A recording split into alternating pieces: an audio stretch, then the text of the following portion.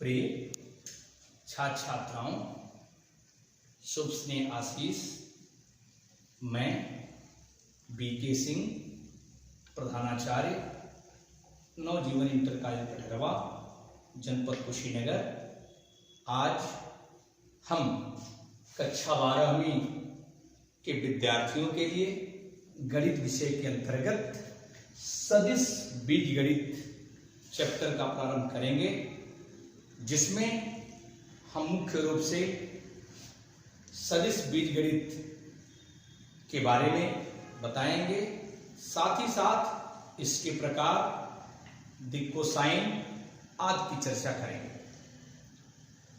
प्रिय विद्यार्थियों, ये जो सदिश बीजगणित है, जिसके अंतर्गत आप इसकी चर्चा करने जा रहे हैं, त्रिविमीय ज्यामिति आपने अध्ययन किया होगा क्लास 11th में,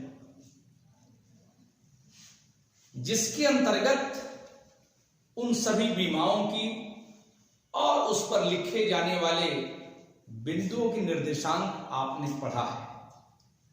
आज हम चर्चा सदिश बीजगणित के प्रारंभ करने के पहले हम भौतिक राशियों की बात करेंगे, जिन दो भौतिक राशियों में एक अदिश और दूसरी सदिश। तो अदिश राशियां हम किसे कहते हैं, इसकी चर्चा करें। अदिश राशियां, अदिश राशियां जिसे कहते हैं स्केलर।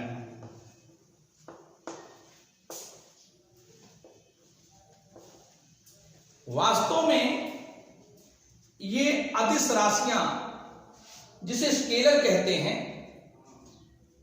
ये अदिश को हम परिभाषित करना चाहते हैं। यह दो शब्दों का मिश्रण है एक तरह से। अधन दिश, अ का अर्थ नहीं से और दिश का अर्थ दिशा से, अर्थात वे राशियां जिनको प्रदर्शित करने के लिए केवल परिमाण की आवश्यकता होती है, दिशा की आवश्यकता नहीं होती है, उन्हें हम अदिश राशियां कहते हैं। उसे हम स्केलर कहते हैं।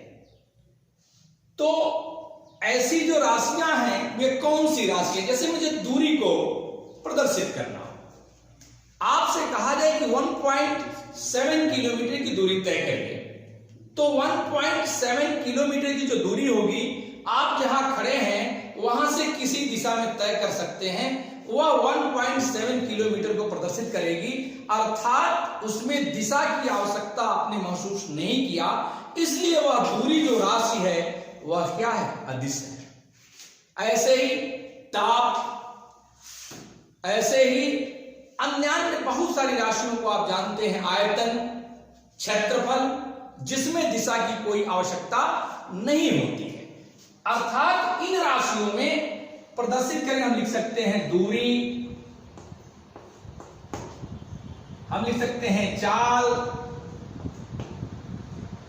हम लिख सकते हैं ताप, हम लिख सकते हैं आयतन, हम लिख सकते हैं क्षेत्रफल। बहुत सारी राशियां जिसको प्रदर्शित करने के लिए केवल परिमाण की आवश्यकता हम महसूस करते हैं। और दूसरी राशि होती है सदिश राशि। सदिश राशियां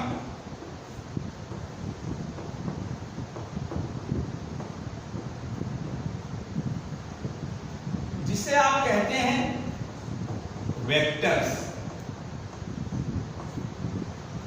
अर्थात वे राशियां जिनको प्रदर्शित करने के लिए परिमाण के साथ साथ दिशा का होना आवश्यक होता है, उसे हम सदिश राशियां कहते हैं, उसे हम वेक्टर कहते हैं। और ये जो वेक्टर्स हैं, इनको प्रदर्शित करने में यदि दिशा हम छोड़ दिए तो ये राशि अपने पूर्णता व्यवस्था को सही से प्रदर्शित नहीं कर सकती। जैसे आप सपोज करिए कि फुटबॉल के खेल में यदि किसी खिलाड़ी को बॉल किसी दूसरे खिलाड़ी तक पहुंचाना है तो उसके लिए उसके साथ दो कार्य करने पड़ेंगे। एक तो वह उस फुटबॉल पर कितना बल लगाता है और एक उस बल को किस दिशा में ले जाना है, इसके लिए वह अपने मांसपेशियों का कैसे उपयोग करता है।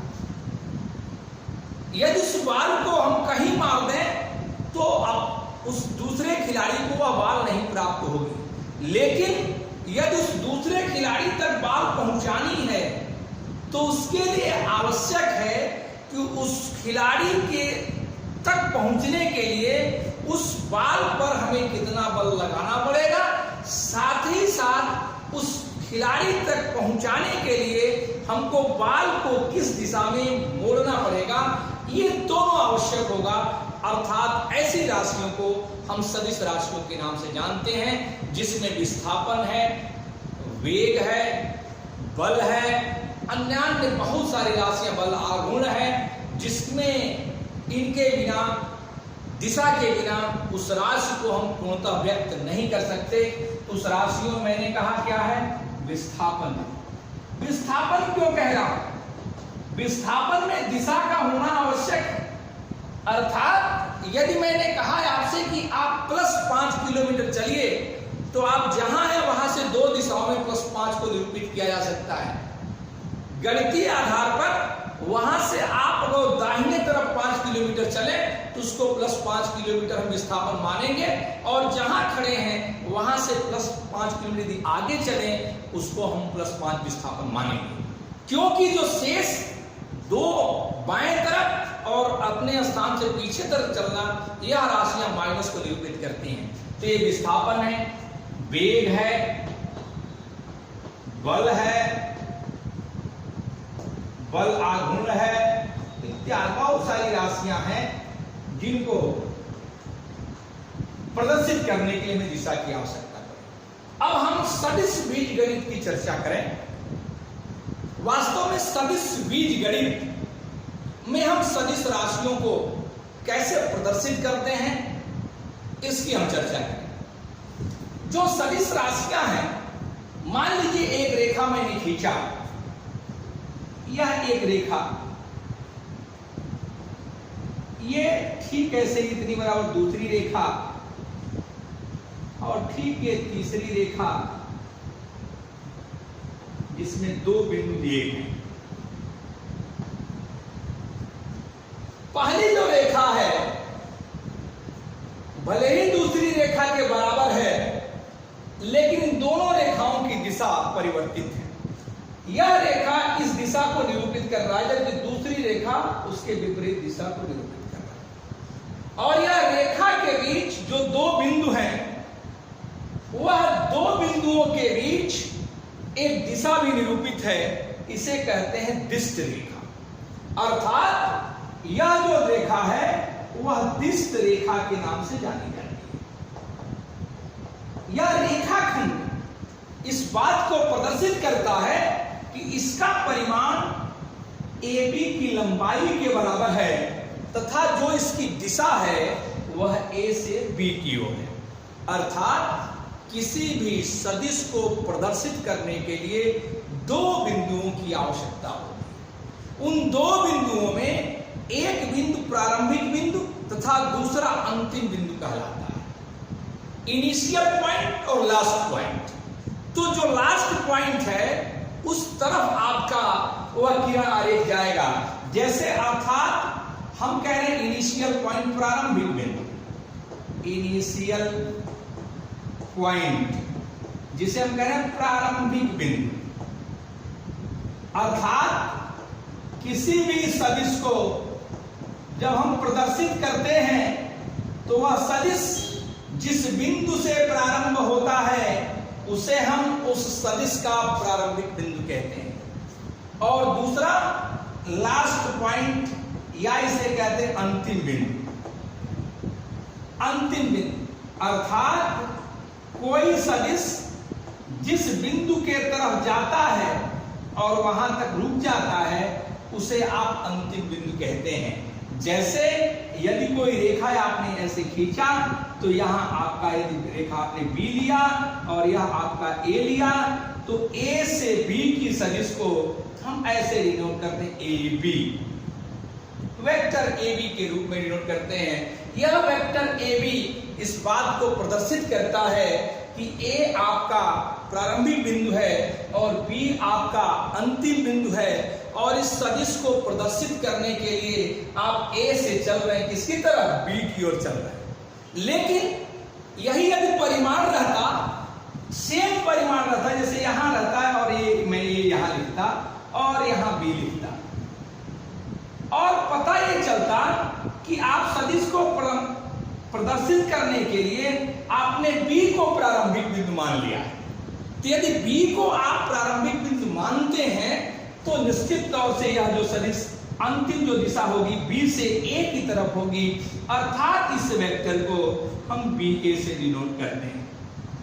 और इस प्रकार हम एक बात कंफर्म करते हैं कि किसी भी सदिश राशि को प्रदर्शित करने के लिए उसकी परिमाण अर्थात ए से बी की दूरी या बी से ए की दूरी है, लेकिन उसकी दिशा उसके प्रारंभिक और उसके अंतिम बिंदु पर निर्भर करती है। प्रारंभ से जहां से आपने चलना प्रारंभ किया, बल लगाना प्रारंभ किया, तो वहां से लेकर अंतिम बिंदु तक की दिशा को आप सदिश के रूप में जानते हैं। अर्थात ये ए से बी की ओर है तो ए बी है, बी से ए की ओर है अर्थात बी ए। अब ये जो दो ए बी और बी ए हमने लिखा, वास्तव में इन ए बी और बी ए में भी संबंध, वह संबंध क्या है? यदि लगातार ये दोनों की दूरियां समान हो, केवल प्रारंभिक और अंतिम बिंदु बदले, केवल प्रारंभिक और अंतिम बिंदु बदलने की बात कही जा रही है, अर्थात केवल दिशा बदल जाए तो ए बी और बी ए में एक दूसरे के ऋणात्मक चिन्ह सम्मिलित होते हैं। अर्थात यदि ये दोनों बराबर होता तो हम ए बी को लिखते जरूर, लेकिन माइनस बी ए लिखते, अर्थात उसकी दिशा परिवर्तित हो गई। जैसा कि मैंने पूर्व के उदाहरण में दिया कि जहां आप खड़े हैं, यदि +5 किलोमीटर की को विस्थापित करना है तो आप यहां से दाहिने और जहां खड़े उसके आगे चलना पड़ेगा। लेकिन वहीं यदि हम बाएं चलना प्रारंभ कर दें तो वह दिशा क्या हो जाती है, बदल जाती है। उस प्रकार वह दूरी क्या होती है, -5 के रूप में निरूपित की जाती है। अब हम इस सदिश के रूप में दिक् कोसाइन की चर्चा करेंगे। सदिश राशियों के रूप में दिक् कोसाइन क्या है, उसको कैसे हम ज्ञात करते हैं, उसके लिए हमको जानना आवश्यक है कि कोई भी चीज 3D अर्थात त्रिविमी कैसे होती है। आप कक्षा 11 में निश्चित तौर से त्रिविमी तलों को पढ़े हैं, जिसमें अक्षोगंधात अनुरूप उनके निर्देशांक की भी चर्चा की गई है। तो ऐसी परिस्थिति में यदि मैं कहूं कि अक्षों के रूप में 3 अक्ष माने जाए, ओ एक्स अक्ष, वाई अक्ष और जेड अक्ष। वैसे तो आपको ये दिख रहा है कि जो 3 अक्ष हैं, उन तीनों अक्षों के बीच जो इस फिगर को देखें तो कोण आपका अंतर दिख रहा है, लेकिन वास्तव में ऐसा है नहीं। त्रिविमीय में मूल बिंदु के सापेक्ष जो तीनों अक्ष दिए जाते हैं, वो तीनों अक्ष एक दूसरे के लंबवत होते हैं। वह कहां होते हैं? वास्तव में यह ओ से यदि हमें चाक आप देखें तो जो एक्स है इस दिशा को निरूपित करता है, ठीक इसके लंबवत कार्य करता है। अर्थात जब इसके लंबवत कार्य करता है तो हम सीधे इसके ऊपर खींच नहीं सकते हैं, उसी रेखा को यहां खींचा है। अर्थात इसके बीच की दूरी कितनी डिग्री है? 90 डिग्री है। इसके बीच की दूरी भी कितनी है? 90 डिग्री है। और इसके बीच की दूरी भी कितनी है? 90 डिग्री है। बहुत सारे बच्चे इस बात को लेकर कंफ्यूज हो जाते हैं, इन तीनों का योगफल तो 270 हुआ, 270 हुआ, लेकिन हम एक बिंदु के परितः जब पूरी दूरी चलते हैं तो वह संपूर्ण कोण होता है, अर्थात 360 डिग्री का होता है। तो आप बताएं यह 270 क्यों है? ये पूरा नहीं है। मैंने बताया कि यह दो अक्षों के लंबवत है। अब ये लंबवत, क्योंकि यहां से रेखा ऐसे हम खींच नहीं सकते, तो इसलिए उस रेखा को खींचने के लिए आपको इस एक्स अक्ष के ऐसे रूप में बनाना पड़ा। तो यहीं से स्टार्ट हुआ दिक् कोसाइन, दिक् कोज्या जिसे कहते हैं, दिक् कोज्या, directions cosine, direction cosine.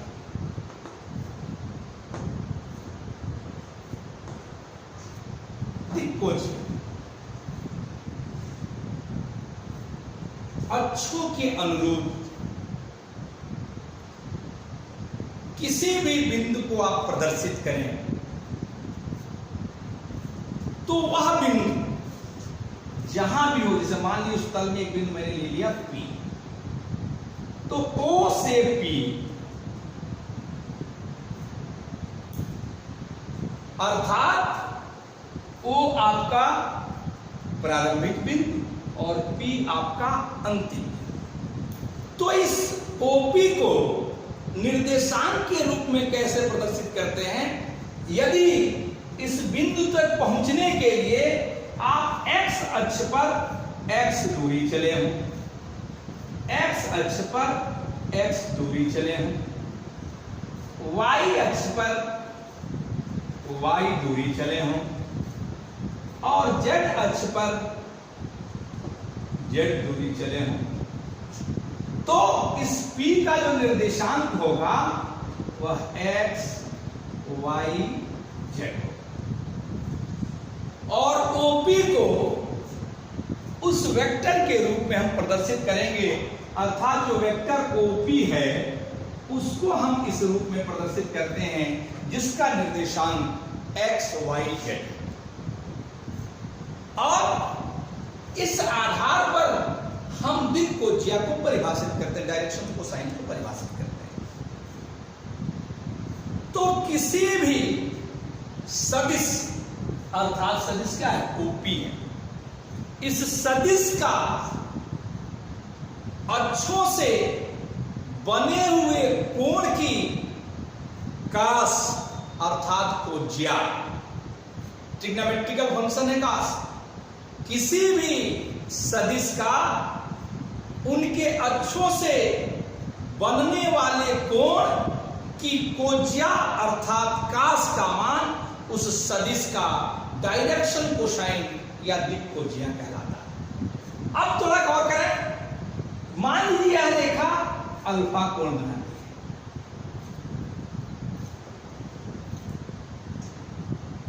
y से बीटा कोण बनता है और z से गामा कोण बनता है। तो इसके तीन अक्षों के अनुरूप तीन डायरेक्शंस कोसाइन। मैंने कहा कि जो सदिश जिस कोण को बनाता है उसका कास का मान आपका डायरेक्शन कोसाइन कहलाता है। अर्थात यदि x अक्ष से अल्फा कोण बना हुआ है तो एक डायरेक्शन कोसाइन कास अल्फा होगा, y से बीटा कोण बना हुआ है तो उसका कास बीटा होगा और तीसरा कास गामा होगा। इसे ही हम दिक् कोज्या कहते हैं और इसे यल से, इसे यम से और इसे यन से डिनोट करते हैं। अर्थात उस दिए जाने वाले सदिश की x अक्ष से डायरेक्शन को साइन कास अल्फा है जिसे यल से प्रदर्शित करते हैं, y अक्ष से कास बीटा है जिसे यम से प्रदर्शित करते हैं और z अक्ष से कास गामा है जिसे यम से प्रदर्शित करते हैं। अब यहीं से हम थोड़ी सी बात डायरेक्शन रेशियोज की करें कि इस कास अल्फा, कास बीटा और कास गामा जिसे दिक् कोज्या कहते हैं, तो दिक् अनुपात क्या है? दिक् अनुपात, जिसे कहते हैं डायरेक्शन रेशियोज, डायरेक्शंस रेशियोज।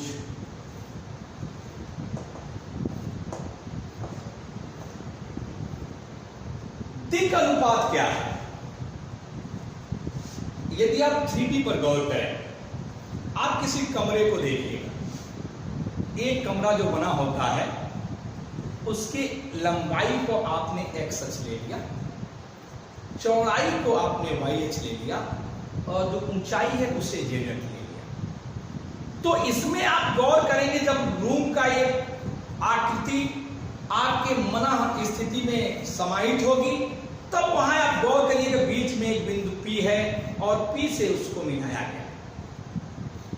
तो P से जब उसको मिलाया गया है तो ऐसी परिस्थिति में x अक्ष से वो जो कोण बनाएगा क्या हो? सही में कहें तो यदि यहां P है और यहां O है और x अक्ष पर ये चल रहा है, तो ये मिलाने वाली रेखा उस पर 90 अंश का कोण, और ये x अक्ष पर कोई दूरी आप ले सकते हैं।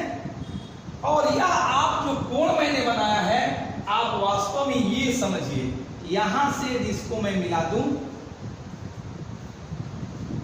तो यह कोण आपको 90 दिखेगा नहीं, लेकिन वास्तव में यह कोण कितने अंश का, 90 उसी को मैंने खींचा है। यहाँ P है, O है, x अक्ष यहाँ जा रहा है तो P से उस पर लंब होगा वो 90 डिग्री के बराबर। और ऐसी परिस्थिति में जो OP है, तो OP का परिमाण कितना होता है? तो आप 3D में पढ़े होंगे, यदि x, y, z है तो OP का परिमाण अर्थात OP की जो लंबाई है उसे हम माड OP से डिनोट करते हैं। किसी भी वेक्टर के परिमाण को हम माड से लिखते हैं, और यह OP का मान आपने पढ़ा होगा x स्क्वायर धन y स्क्वायर धन z स्क्वायर के वर्गमूल के बराबर। किसी भी सदिश के परिमाण को माड से हम डिनोट करते हैं। यदि कोई वेक्टर a है तो उस वेक्टर का परिमाण क्या होगा? माड a होगा। यह माड a का मान सर्वथा ग्रेटर देन 0 होता है, क्योंकि माड उसके केवल परिमाण को निरूपित करती है और कोई भी परिमाण ऋणात्मक नहीं हो सकता है। जैसे आप विस्थापन -5 करिए और विस्थापन +5 करिए, उसका जो परिमाण है वह केवल 5 है। इससे कोई मतलब नहीं है कि वह किस दिशा में है। यदि दिशा को हमने छोड़ दिया तो वह केवल परिमाण होता है, उसका मान सर्वथा 0 से बड़ा होता है। तो OP का मान इतना हुआ है। इसी को हम OP की लंबाई को r मान लेते हैं, अर्थात माड OP को हम r माना जाता है कि उसका डिस्टेंस जो है वो r है, उसका परिमाण जो है r है। गौर करिए, O से x पर चली गई दूरी कितनी है? x है। इट मींस यह दूरी x है। यहां से यह जो कोण है वह कितना है? 90 है। और यह बना हुआ x अक्ष से जो कोण है वह क्या है? अल्फा है। तो त्रिकोणमितीय फलनों की जहां से उत्पत्ति हुई उसमें आपने पढ़ा होगा कास अल्फा बराबर आधार बटे कर, अर्थात यहां से कास अल्फा का मान कितना होगा? x बटे r। यह दूरी चूंकि r है, OP का मान है, करनी में x स्क्वायर धन y स्क्वायर धन z स्क्वायर, यह मान किसके बराबर होगा? x बटे r के बराबर। और कास अल्फा क्या है? कास अल्फा ही आपका मान यल के बराबर है, या यल बराबर x बटे r, या x बराबर यल r, अर्थात x का मान यल r प्राप्त हुआ।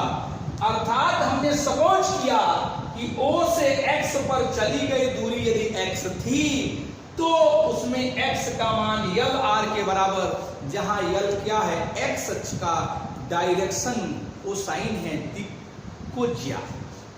अब ठीक इसी प्रकार से x बराबर यल r हुआ तो y बराबर क्या होगा? यम r।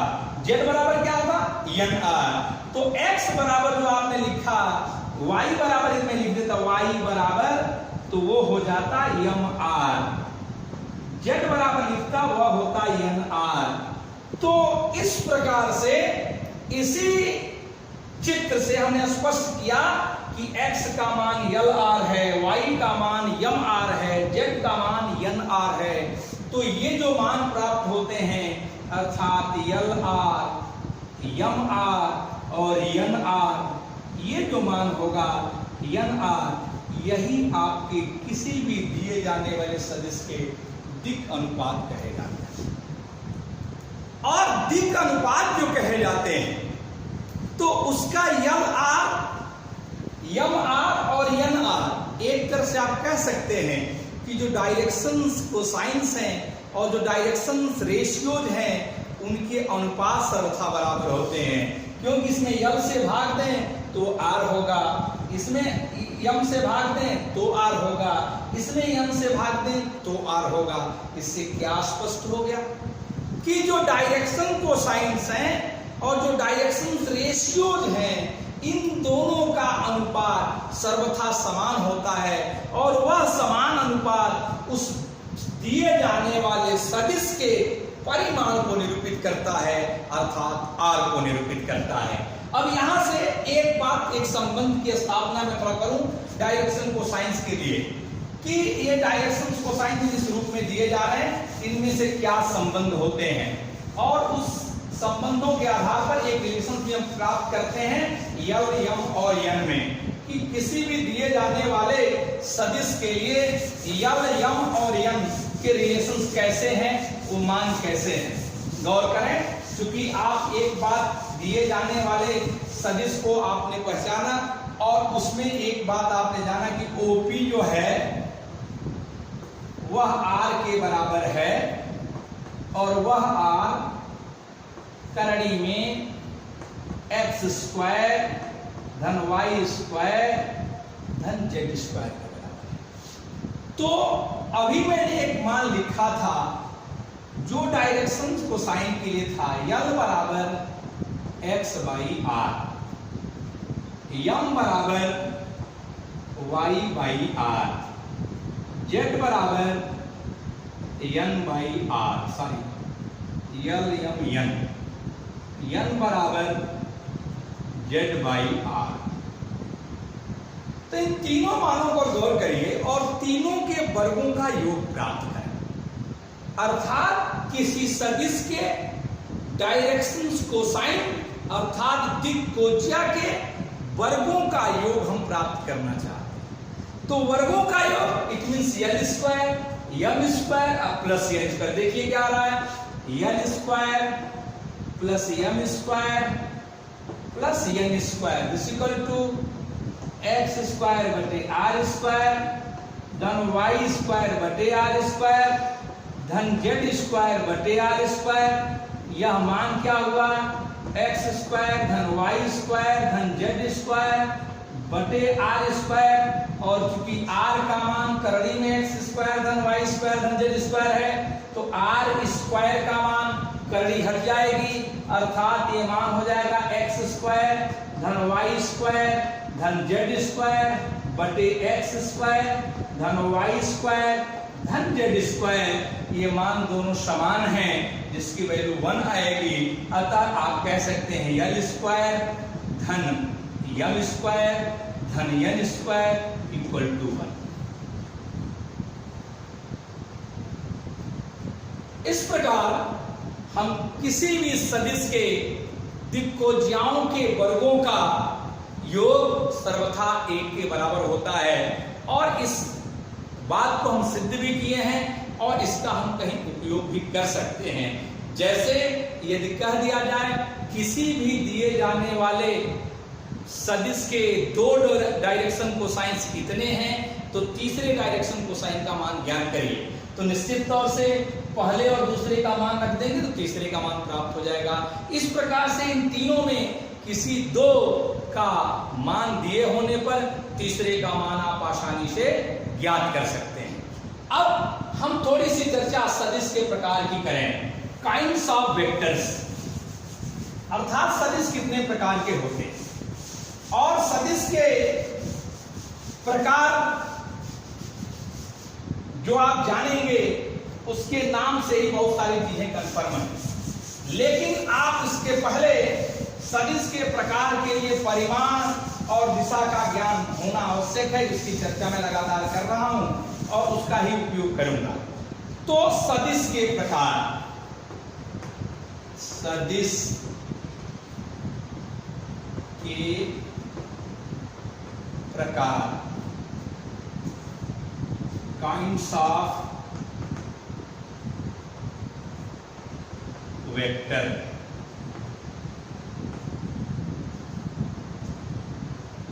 इसमें सदिश के परिमाण, सदिश की दिशा, इसी के आधार पर हम सदिश के परिमाण की चर्चा करते हैं। पहले शून्य सदिश की बात करूं, अर्थात हम शून्य सदिश किसे कहते हैं? शून्य सदिश अर्थात जीरो वेक्टर।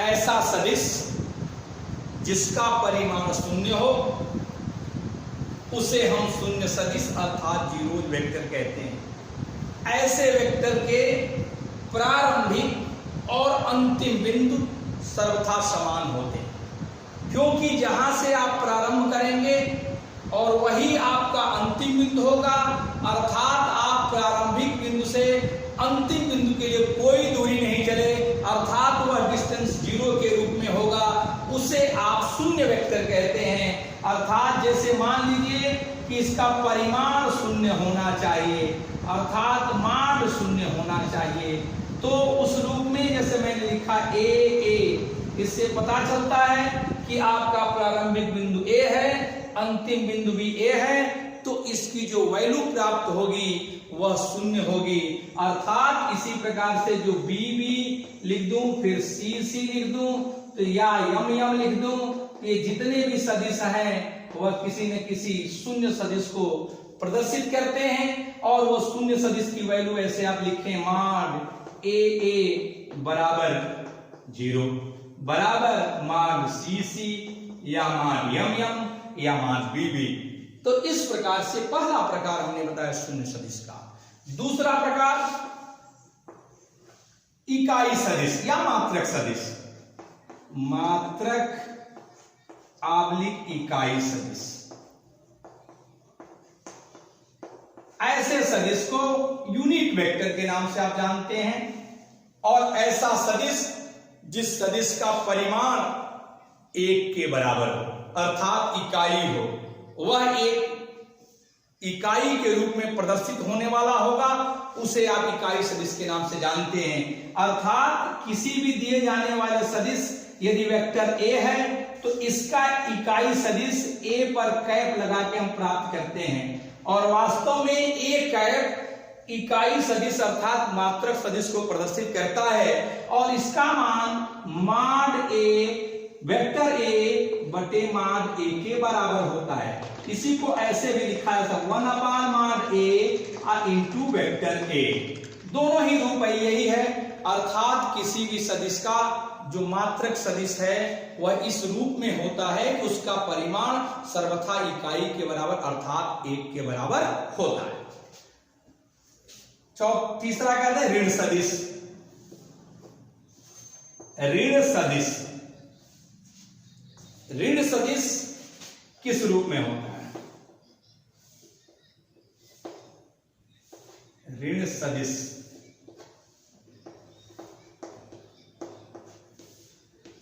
या ऋणात्मक सदिश कह लीजिए। किसी भी दिए जाने वाले सदिश का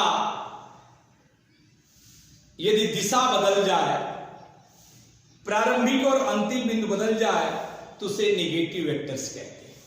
अर्थात यदि एक वेक्टर ए है तो इसका ऋण सदिश नेगेटिव वेक्टर माइनस ए होगा, और यदि ये माइनस ए है तो दूसरे रूप में मैं लिखूं ए बी, अर्थात ए बी यदि कोई सदिश है तो इसका माइनस बी ए।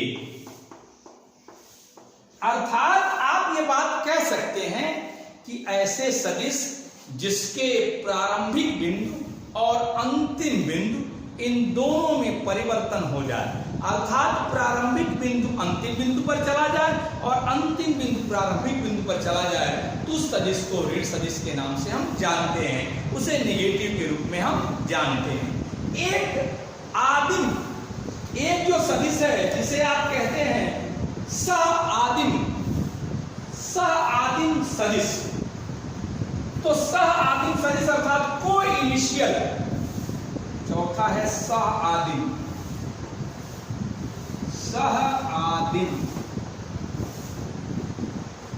जिसे कहते हैं को इनिशियल, ये निगेटिव है,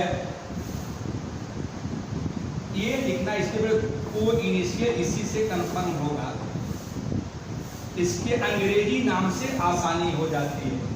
सह-आदिम के हिंदी शाब्दिक अर्थ को समझना थोड़ा मुश्किल है, लेकिन कोई इनिशियल अर्थात उसका प्रारंभिक बिंदु एक होना चाहिए, अर्थात ऐसे सदिश जिसके प्रारंभिक बिंदु समान हो, जैसे मैंने लिखा ए बी, मैंने लिखा ए सी, मैंने लिखा ए डी, मैंने लिखा ए एम, अर्थात जितने भी होंगे, यदि मैंने ए बी लिखा इसका प्रारंभिक बिंदु ए है, यदि मैंने ए सी लिखा इसका प्रारंभिक बिंदु ए है, यदि मैंने ए एम लिखा इसका प्रारंभिक बिंदु ए है, ऐसे सदिश को आप सह-आदिम सदिश अर्थात को इनिशियल वेक्टर के नाम से जानते हैं।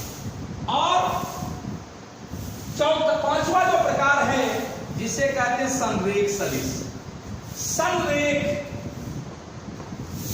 तो वैसे इसके नाम से कंफर्म है कि संरेख जो सदिश है, संरेख सदिश कोलिनियर